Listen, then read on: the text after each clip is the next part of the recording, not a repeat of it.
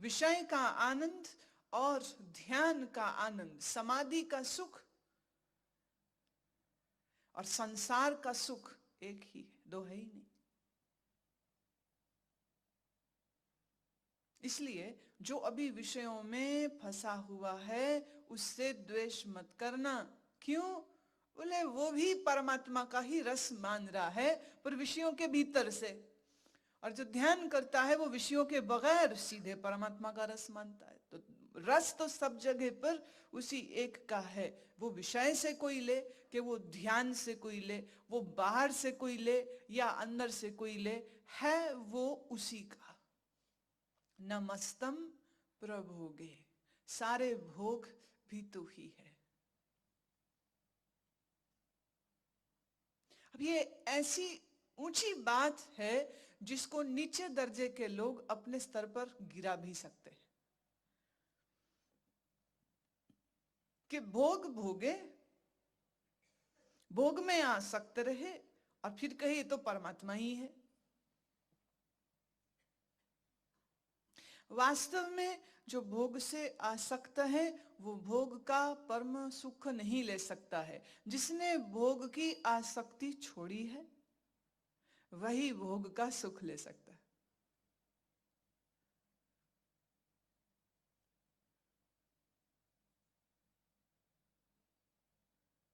जो भोग का गुलाम नहीं है वही भोग का, वही विषय का परम सुख ले सकता है। भोग के बारे में जो भोग का विज्ञान है, उस भोग के विज्ञान का बोध भी उसी को है जिसको अंतर्योग का ज्ञान है।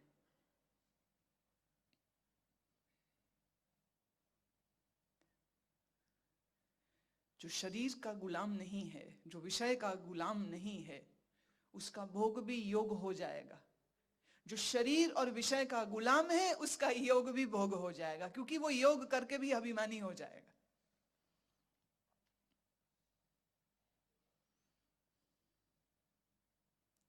विषयानंद और ब्रह्मानंद कहा एक ही है, अलग है ही नहीं। क्योंकि आनंद स्वरूप ही जिसका है, तो आनंद की झलक, आनंद की किरण जहां जहां पर भी आएगी वह झलक उसी चंद्रमा की है और किसी की है ही नहीं। तो चाहे वो खाने का सुख हो, चाहे वो शरीर का सुख हो, चाहे वो कुछ अच्छा कपड़ा पहनने का सुख हो, चाहे वो जेवर का सुख हो, चाहे वो प्रतिष्ठा या शक्ति का सुख हो, सच तो यह है कि हर सुख उसी से निकल रहा है। नमस्तम प्रभोगे, नमस्तम सुजोगे। इस योग्य जो हो जाए, ऐसे योगी को भी प्रणाम। तो अब इसका आसान अर्थ में अगर करूं तो ये कि भोगियों में भोगी तू ही है और जोगियों में जोगी तू ही है। इसलिए भोगी को भी नमस्कार है और योगी को भी नमस्कार।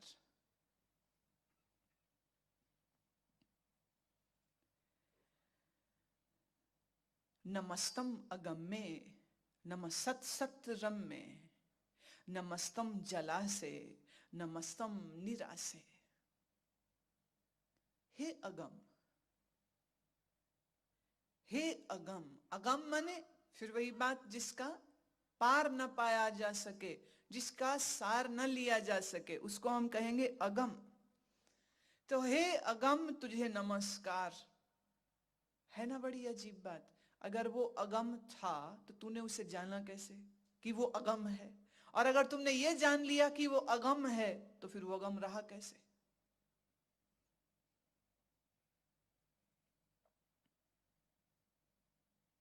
नमस्तम अगम्य, नमस्तम नमसत सत रम्य। नमः नमस्कार है किसको? सत्य सत्य। हे सत्स्वरूप, हे सत्स्वरूप। रम्य, रम्य अर्थ सुंदर, परम सुंदर है तू। नमः सत सत्य रम्य, नमस्तम जलासे, नमस्तम निरासे। जलासे का अर्थ आधार देता है। हमारा आधार, इस मन बुद्धि का आधार कि कहां से आ रहा है? किसकी शक्ति से तुम्हारा मन सोचता है? किसकी शक्ति से तुम्हारी बुद्धि समझने की ताकत रखती है? किसकी शक्ति से तुम्हारा मन समझने और सोचने की ताकत रखता है? कौन है तुम्हारे मन का आधार? कौन देता है? कौन देता है आश्रय इस सृष्टि को? जो देता है मैं उसको नमस्कार करता हूं। नमस्तम निरासे। निरासे का अर्थ तू निराश्रित है। माने मन बुद्धि और संसार को प्रभु तू आश्रय देता है, पर खुद तेरा आश्रय कौन है? बोले ना, इसका कोई आश्रय नहीं। वो स्वयं प्रकाश, वो ज्योति स्वरूप को किसी के आश्रय की जरूरत नहीं। वो आश्रय देता है, लेकिन उसको स्वयं को किसी के आश्रय की जरूरत नहीं है। Self existing, self bearing.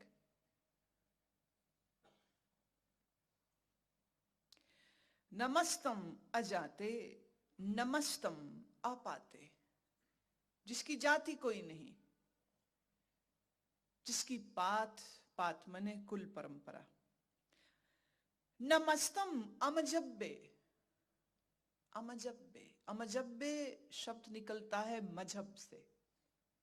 मजहब के साथ आ जोड़ा अमजब्बे, मतलब कोई मजहब तेरा मजहब नहीं।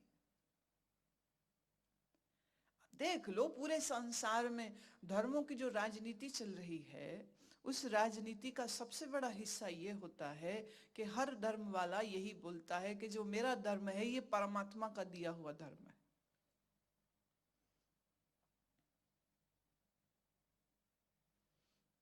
एक दूसरे पर आक्षेप करते हैं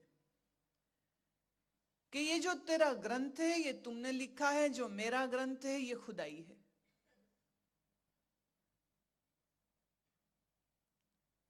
क्या अद्भुत बात है।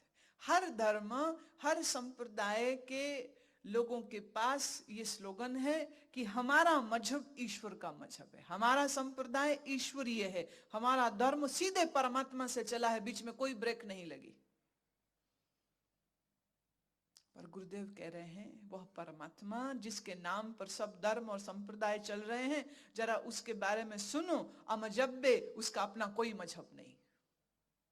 न हिंदू, न सिख, न इस्लाम, न ईसाइयत, न बौद्ध, न जैन, न पारसी, उसका अपना कोई मजहब नहीं। अमजब्बे। नम सत सत अजब्बे।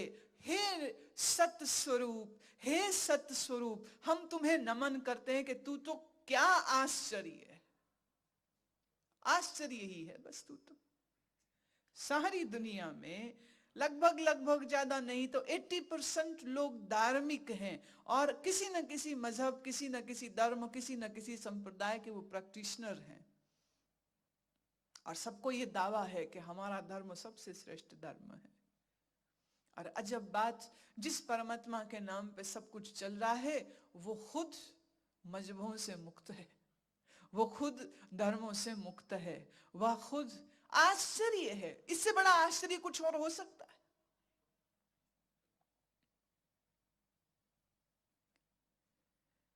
अदेशम अदेशे। अदेशम, आदेश, आदेश। आदेश है, हुक्म है। किस बात का? कि नमस्कार करो।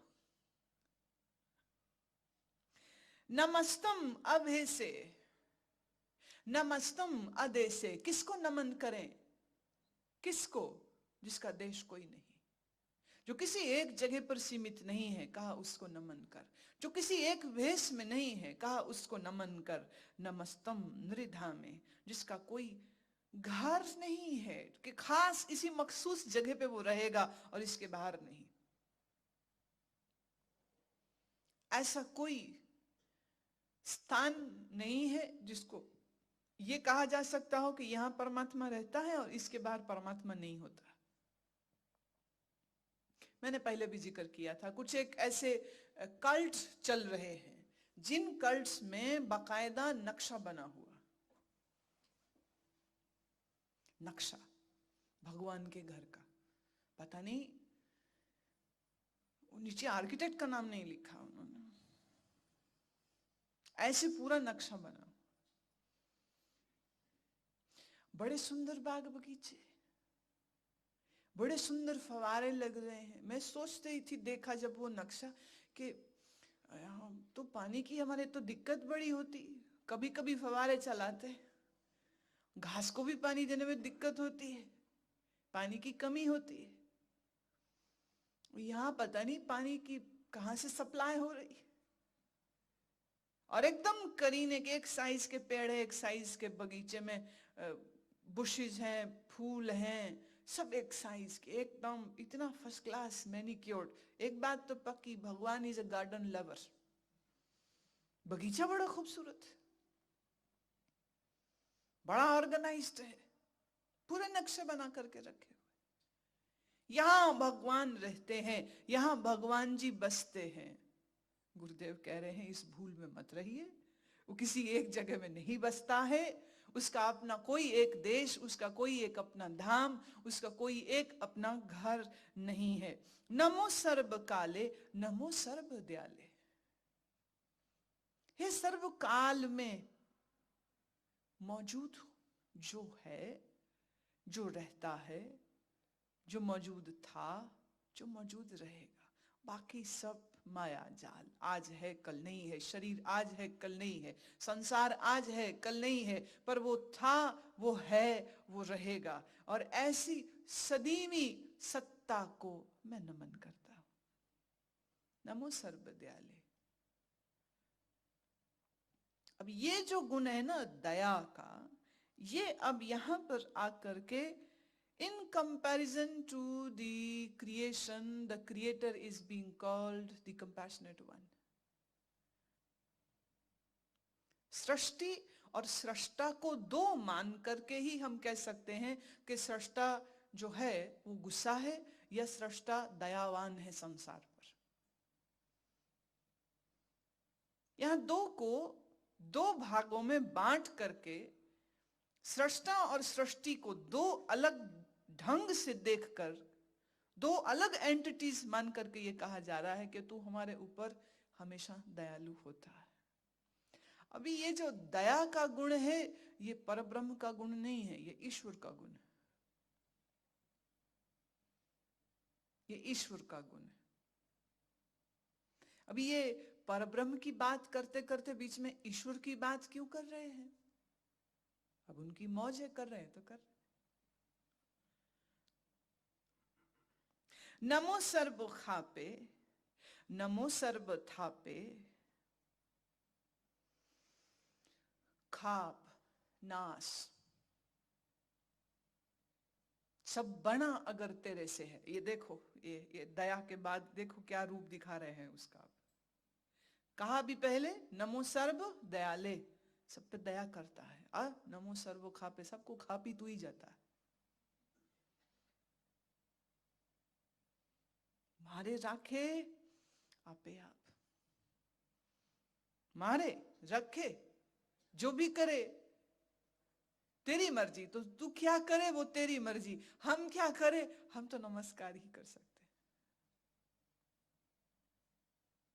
नमो सर्व दयाले, नमो सर्व खापे, सबका नाश करता है और तुझे कुछ भी नहीं होता। ऐसे ही है, बच्चे रेत में खेल रहे थे, रेत का मकान बनाते, उसको सजा रहे थे, आपस में लड़ पड़ते थे, तूने मेरे मकान की दीवार को क्यों तोड़ा। खूब लड़ाई चल रही है, खूब अपने अपने घरों को बचाया जा रहा है, अपने अपने घरों को सुंदर बनाया जा रहा है।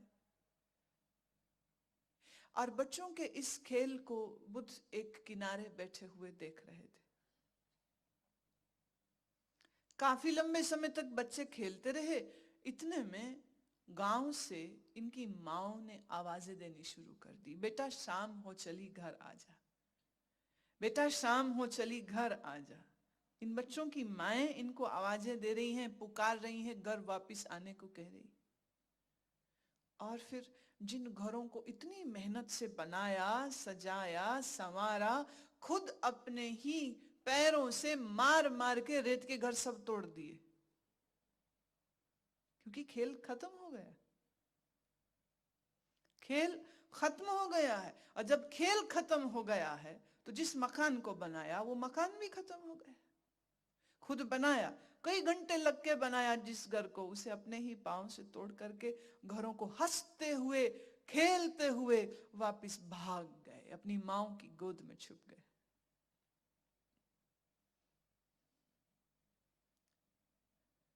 बुद्ध ने आनंद से कहा, आनंद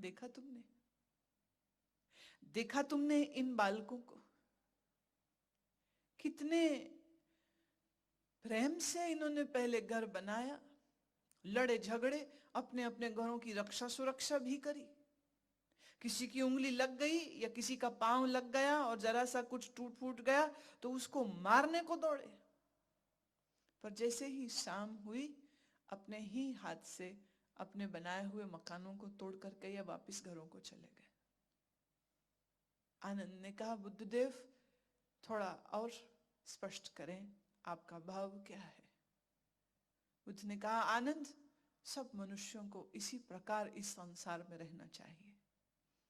जब घर बनाए बहुत प्यार से बनाए, परंतु जब मृत्यु का बुलावा आ जाए तो फिर अपने ही हाथ से तब सब तोड़ करके, सब छोड़ करके हंसते हुए इन बालकों की तरह मुस्कुराते हुए खेलते हुए अपने घरों को लौट जाते हैं। जैसे वैसे ही फिर जब मानव इस शरीर को छोड़े, जब मानव इस संसार को छोड़े तो उसी प्रकार हंसते हंसते छोड़ जाए। तब रोए नहीं बैठ के, तब न रोए, तब रोना उसका व्यर्थ हो जाएगा। और अगर वो रोता है तो उसने ये साबित कर दिया कि वो खेल नहीं रहा था, उसने खेल को सच बना लिया था। जगत एक खेल है, संसार एक खेल है, खेल की तरह ही खेले। जन्म है खेलो, मृत्यु आवे खेलो, जी रहे हो खेलो, जिम्मेदारियों को, काम को, नौकरी को खेलो, बच्चे हैं, पत्नी है, पति है, खूब खेलो। मृत्यु आ जाए, तुम्हारे पति, पिता, पुत्र, माँ, बाप, भाई को मृत्यु उनको घटित हो जाए, खेलो, विदा दो। तुम पे आ जाए, तुम अपने आप को विदा दो।